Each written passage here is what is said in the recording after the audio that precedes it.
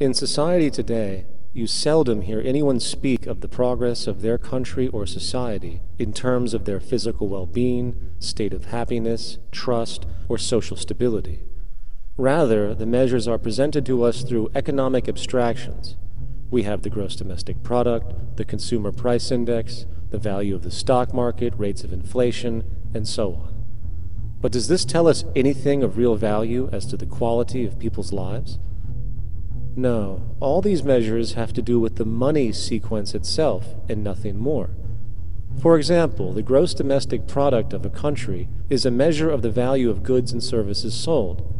This measure is claimed to correlate to the standard of living of a country's people.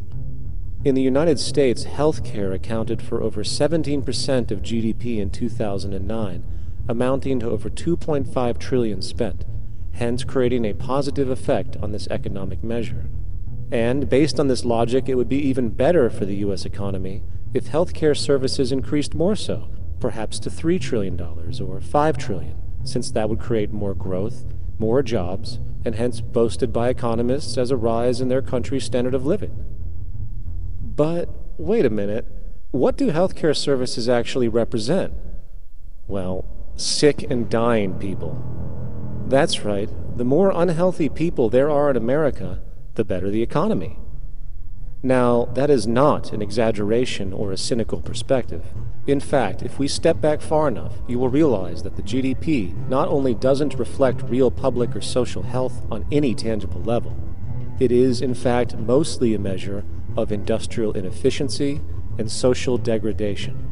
And the more you see it rise, the worse things are becoming with respect to personal, social, and environmental integrity.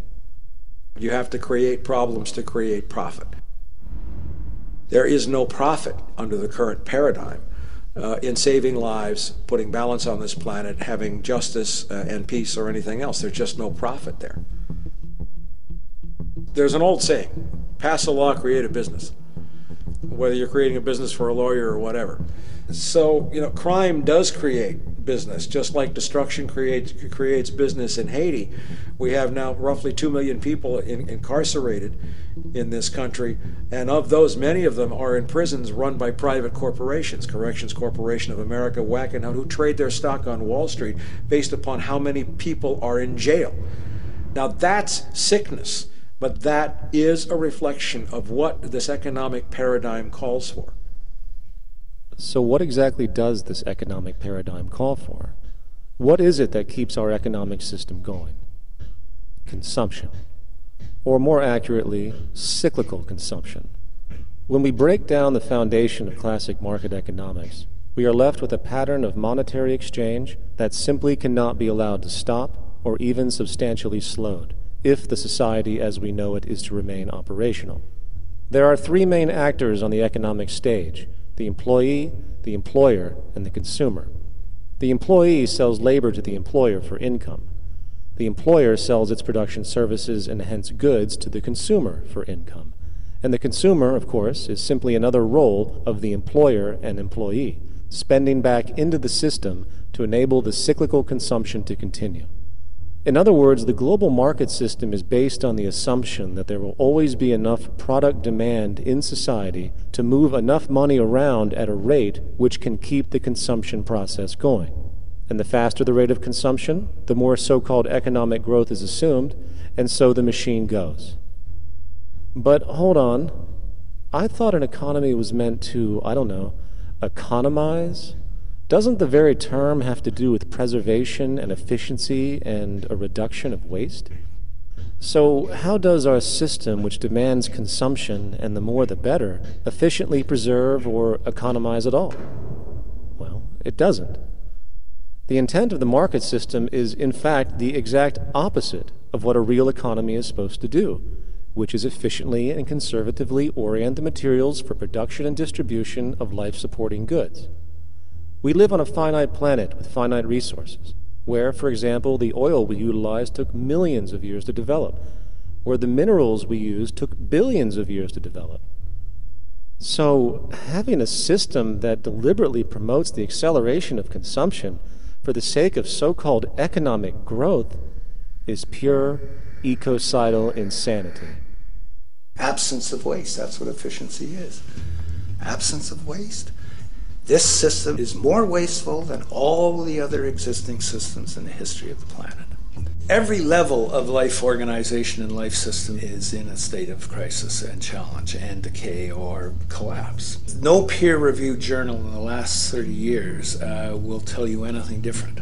That is, that every life system is in decline, as well as social programs, as well as our water access. Try to name any means of life that isn't threatened and in danger. You can't. There really isn't one, and that's very, very despairing. But we haven't even figured out the causal mechanism. We don't want to face the causal mechanism. We just want to go on, that's what insanity is, where you keep doing the same thing over and over again, though it clearly doesn't work. So you're really dealing with not an economic system, but I would go so far as to say an anti-economic system. There's an old saying that the competitive market model seeks to create the best possible goods at the lowest possible prices. This statement is essentially the incentive concept, which justifies market competition based on the assumption that the result is the production of higher quality goods. If I was going to build myself a table from scratch, I would naturally build it out of the best, most durable materials possible, right? With the intent for it to last as long as possible. Why would I want to make something poor, knowing I would have to eventually do it again and expend more materials and more energy? Well, as rational as that may seem in the physical world, when it comes to the market world, it is not only explicitly irrational, it is not even an option. It is technically impossible to produce the best of anything if a company is to maintain a competitive edge and hence remain affordable to the consumer. Literally everything created and set for sale in the global economy is immediately inferior the moment it is produced, for it is a mathematical impossibility to make the most scientifically advanced, efficient, and strategically sustainable products. This is due to the fact that the market system requires that cost efficiency, or the need to reduce expenses, exist at every stage of production, from the cost of labor to the cost of materials and packaging, and so on. This competitive strategy, of course, is to make sure the public buys their goods rather than from a competing producer, which is doing the exact same thing to also make their goods both competitive and affordable. This immutably wasteful consequence of the system could be termed intrinsic obsolescence. However, this is only one part of a larger problem.